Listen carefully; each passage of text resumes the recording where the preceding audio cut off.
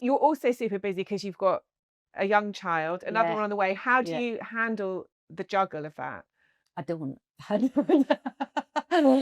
saw something the other day that was like, there is no work balance when you're a founder. There just isn't. And I would love to meet the person who has it. Please tell me. I meet a lot of founders and I haven't met one who's got it. I don't think. Yeah, with apologies to everyone who's been on. I don't think anyone's got it. Nobody. Like today, I was particularly the mums. Yeah, and my husband's a founder as well. So navigating, it's just, even just like the logistics of our lives is crazy. I would say like when I'm feeling overwhelmed or when it is too much, I just take each 10 minutes at a time and literally schedule my day in 10-minute increments. Right. I'm like, and it can be go for a wee, make a cup of tea, think about that, like thinking about this, or when I'm breastfeeding, I'm going to think about this particular thing, because we didn't get maternity leave. And I think that's been it was a good thing for me, because I think if I'd had taken a year off, just wasn't an option. But it meant that I still could keep the muscle, and I just had him hanging off my boob for for most of it. But yeah, no, I've not like cracked it. It's actually incredible how many women who are founders or self-employed don't have maternity leave and just power. I didn't have maternity leave for similar reason. You just kind of power on through. But I also think it's brilliant to see what you're actually capable of. Last night, you've confessed to me you were up at 1 o'clock, you're up at 3 o'clock, and then you're up for the day at 5, and that's normal. Yeah. It's incredible what your body can do.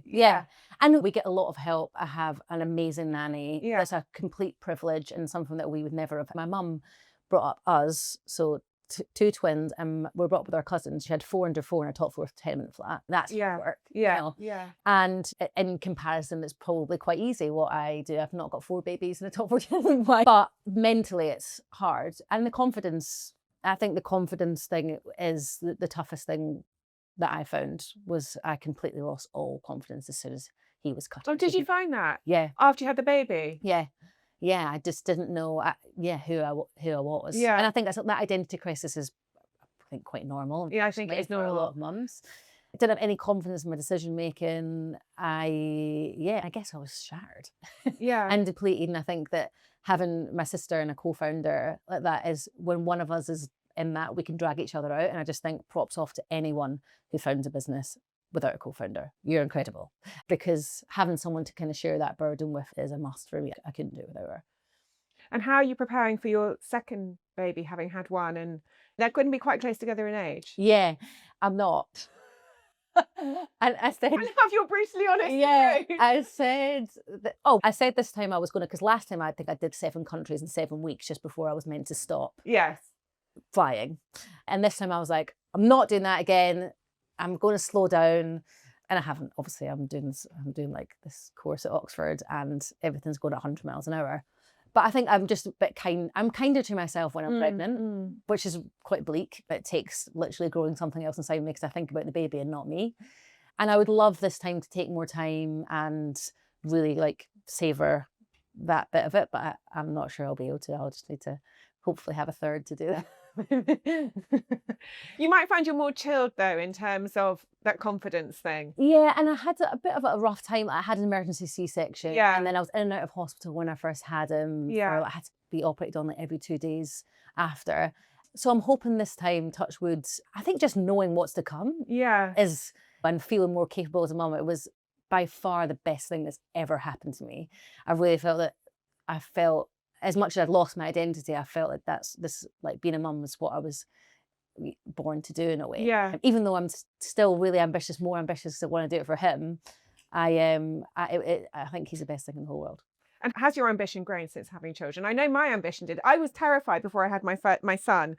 That was going to be the end. Like I wouldn't be able to think straight, and I'd lose all my ambition. And in actual fact, the opposite happened. Yeah, I always say that, and people will say, "Oh, you've got quite a female-heavy workforce. Are you worried that everyone's going to go off on maternity leave?" I'm like, give a working mum, something to do, and she will do it 10 times quicker and 10 times better than anyone else. Like I have zero fear of that. I probably didn't become more ambitious. I just became a lot more focused. And laser sharp focus on my time. And I don't really have much fun at the minute, because I can't drink alcohol or be social. But I think that knowing what to sacrifice and what not, you just become really laser sharp on that. And what's coming up next for the gut stuff and you guys? We actually, from last quarter, I was just doing our investor report, I've grown 200% and our operating profits up by 140%. So it's been a tough year because we've just got to profitability while still growing 200%. Yeah. Which is an incredible achievement, and all brands need to do that now. Yeah, in it completely changed. Like the cash, as everyone knows, the cash is just not there. And I think that we wanted to have our destiny in our own hands and prove that all of these three parts work together. So we just launched our kind of consumer lifestyle app recently, and that's going really well. It's definitely where my hairline has gone because you're just learning something new. We're launching loads of new MTD. There's a lot happening. We've got lots of new hires, so it's just like another staging in the growth journey that we need to really like knuckle down again. And it's a really scary point actually, because it's just that next inflection point that's hard. And I think the sort of 1 to 10 million in revenue is I thought getting to 1 million was in this bit. It's difficult because you have to start to become a real well-oiled machine, and you have more responsibility and more people that you employ and more expectation on you. And you must have changed quite a lot as a person through this process. I've definitely become more assertive. Yeah. And I've always been a people pleaser. And as you say, happy, smiley, and having to learn to pare that down in certain situations, because unfortunately people are like, oh, can't trust her. Look at her, she's so happy and bubbly. I'm not trusting her with £1 million.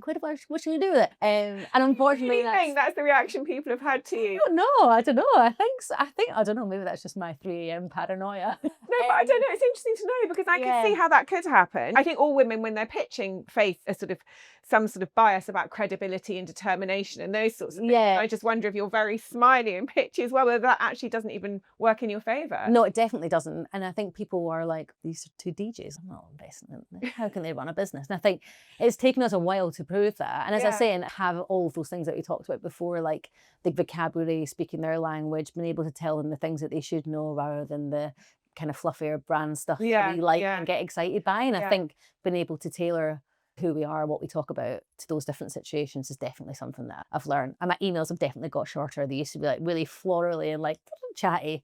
And now that's one thing that's changed. I'm so direct now.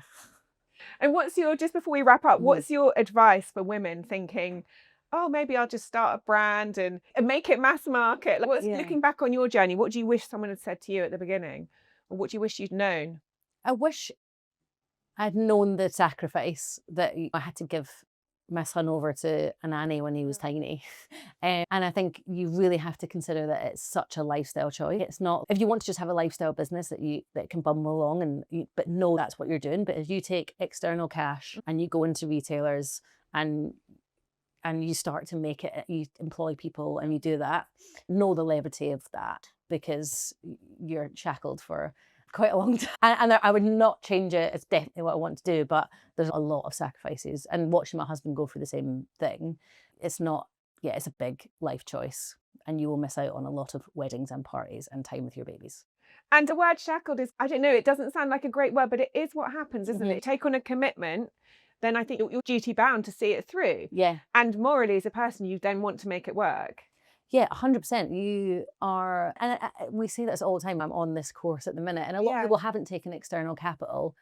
And I'm like, why? If you don't want to do it, like, you're only answerable to yourself. And I think it's amazing taking external capital because you're pushed, you're ambitious, you have an exit strategy usually, hopefully. Which you probably wouldn't do by yourself. You wouldn't, No, I know. But you're pushed and you're on a train and you cannot get off that train until the station stops. I think a lot of founders don't realise that they can't get off the train. Yeah, and it's brilliant because you're forced to push yourself to the limits to create something amazing and really see it through to the end and then fulfill what, for us, everyone knowing about gut health was the purpose. Yeah. And that's quite a conceptual end to a business. Yeah. So that's great, but you have to see it through commercially towards the end. I think people are like, oh yeah, I'll just sell for millions. And I think now entrepreneurship's been really glamorized. Oh, I do as well, yeah. And it's just not the picture of, it's just not what it's horrible. It's blood run cold moments. It's putting out fires, but I wouldn't change any of it. And I would say if you have got the ambition to do it, 100% do it, because it's incredible. You live your life on this plane that is high highs and low lows, but you'll never, ever be bored and you'll never be complacent.